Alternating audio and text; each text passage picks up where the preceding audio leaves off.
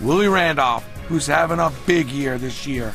So, after the NYPD dedication, the two of us, boys from Brooklyn, sat down and talked. What is a day like this? You know, we're back in Brooklyn. This is hometown for us. Yeah. Well, being on the ball feels easy. That's my element. That's where I'm comfortable.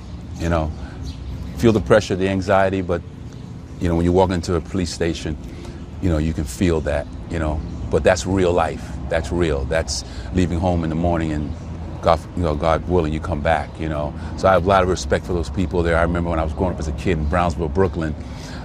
There were cops on almost each corner, and we knew them by name. It was really secure, and you felt comfortable.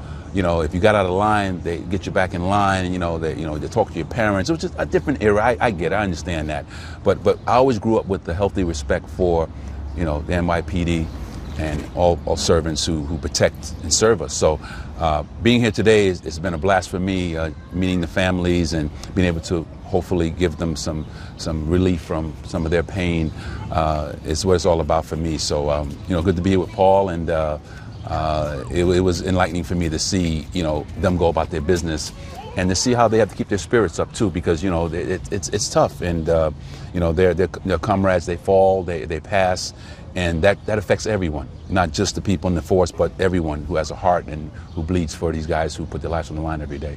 You know, the NYPD, they're a team. Yes. And they get up, they get down, you know, especially adverse situations as we're now.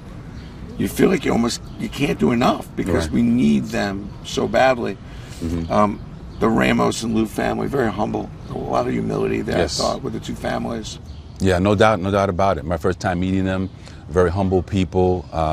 Again, you can just feel their pain, you know, because when you lose a loved one like that, that's a void that you can never replace. But again, like I said, you know, the support that everyone's given them, the way everyone's rallied around the families from all over the country, I think it's encouraging, you know, for all of us.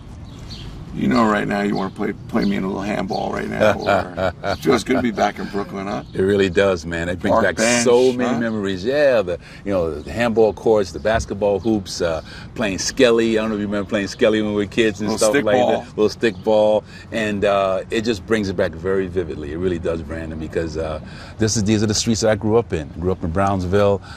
You know, all the different project buildings were being developed at the time, so there was a competition amongst the different project buildings. We play softball against each other. You know, we took a lot of pride in it. And talking about team, that's what I got the sense from, this team, you know, in the police department, having that camaraderie where it's a family and you learn to work together and win together, you know. Sometimes you lose, but then you're always there to rally each other, you know. So, you know, when I walk into a police station like that and I see those group of guys, it's a team to me, you know. And that's what I wrote on the pictures, that, you know, what a team, because you can't be who you are, you can't do the job they do without being a team, being together. And I go back to when I was growing up as a kid, you know, playing for the PAL. You know, we played Sunlight baseball, and our uniforms and our t-shirts were sponsored by the Police Athletic League. I mean, it wasn't for them, I wouldn't be here right now. So I grew up having a healthy respect for them. They were part of the neighborhood. They were part of our coaches, mentors. These guys would actually knock off work and come down to the sandlots and throw a batting practice and play with us or whatever. So they had a stake in what we were doing. I think they wanted the young people to prosper and do well. So there were a lot of mentors that I remember that did a great job in helping us get to where we are. Not just me, but all my friends. Some guys didn't go on to play athletics. Some guys went on to go to college and get an education. So, you know, it just feels real deep in my soul, you know, what they're going through. I feel it because I was there from the beginning, and I understand how tough the job is. So this is my city, Brandon, and this is something that I hold very dear to me. I still have a lot of family and friends in the city. So for me, it's just I feel like I'm part of the legacy. I'm part of what makes the city tick.